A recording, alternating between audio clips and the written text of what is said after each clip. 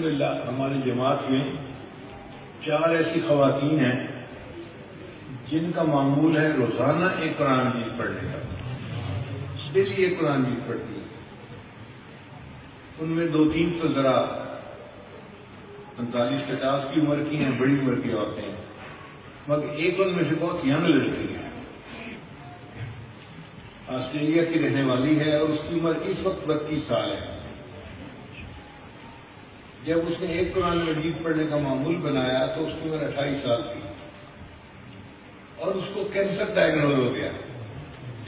ڈاکٹروں نے اس کے خامن کو بتایا کہ تمہاری بیوی 1 مہینے سے زیادہ نہیں زندہ رہے گی، کینسر اتنا پھیل چکا ہے کہ یہ 1 مہینے کے بعد مر جائے گا۔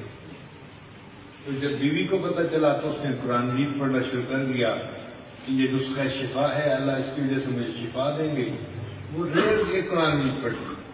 اب آپ بتائیں کہ کینسر کی بیماری کی دردیں بھی ہیں، بہت دردیں ہوتی ہیں کینسر کی وجہ سے، جسم ٹوٹتا ہے اور وہ بیمار بھی ہے، کھانا پینا بھی نارمل نہیں ہے، مگر وہ بچی روزانہ ایک قرآن مجید پڑھنے کا اس نے معمول بنا لیا۔